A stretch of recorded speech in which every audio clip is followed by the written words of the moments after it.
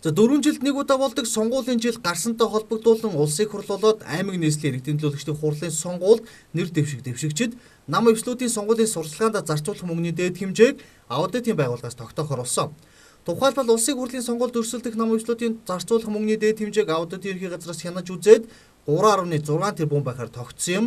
Харин шинжлэгдэн батлагдсан сонгуулийн тухай хуулийн 41-ийн 3 дугаар зүйл заасны дагуу аймаг нийслэлийн иргэдийн төлөөлөгчдийн хурлын сонгуульд нам өвсөл нэр дэвшигчийн зарцуулах зардлын дээд хэмжээг сонгуул эхлэхээс 90 хоногийн өмнө тогтооно гэж заасан байдаг.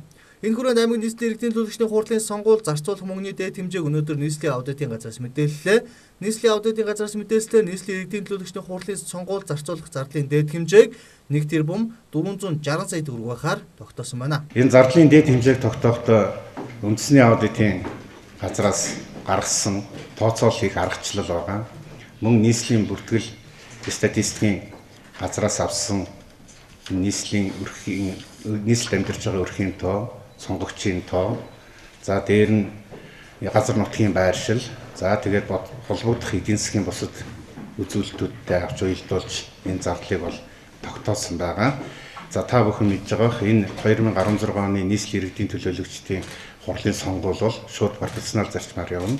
Өөрөөр хэлбэл нийслэл маань 45 тойрогт нэр дэвшигч өрсөлдөнө гэсэн үг.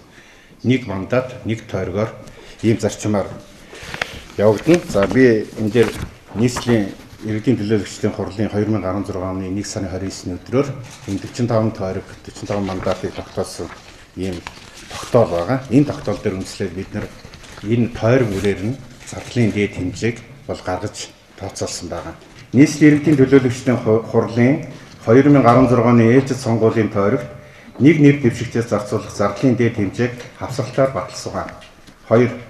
Нийслэлийн иргэдийн төлөөлөгчдийн хурлын 2016 оны сонгуулийн тойрогт нам эвсэл тус бүрийн зарцуулах зардлын дээд хэмжээг 1 тэрбум 460 сая төгрөгөөр тогтоосон. 1 тэрбум 460 сая төгрөгийг л зарцуулах зардлын дээд хэмжээ тогтоож байгаа. За зардлын дээд хэмжээг тогтоохдоо үндэсний аудитын газраас гаргасан тооцооллын аргачлал болон нийслэлийн бүртгэл статистикийн газраас гаргасан нийслэлд амьдарч байгаа өрхийн тоо, сонгогчдын тоо, газар нутгийн байршилтай уялдуул зардлын хэмжээг тогтоосон байна. За өнгөрсөн 2012 оны сонгуультай харьцуулахад нам өвслийн зарцуулах зардлын дээд хэмжээ 2 тэрбумаас 1 тэрбум 460 сая төгрөг болж буурсан гэдгийг хэллээ. Харин нэр дэвшигчийн зарцуулах зардлын дээд хэмжээ 2012 он 103-аас 141 сая төгрөг байсан бол энэ сонгуулиар 106-аас 189 сая төгрөг болж өссөн байна. За ингэхдээ сонгуулийн зардлын дээд хэмжээнд нөлөөлөх бүх хүчин зүйлийг тооцож үзсэн бөгөөд нэр дэвшигчийн зарцуулах зардал өссөн дүнтэй байгаа гэсэн юм. За нийслэлийн иргэдийн төлөөлөгчдийн хурлын сонгуул 100% пропорционал системээр явах бөгөөд 45 тойрогоос 45 төлөөлөгч сонгогдох юм байна. Энэ оны 3 дугаар сарын 1-ний байдлаар нийслэл хотод 920,421 сонгогч бүртгэгдээд байна.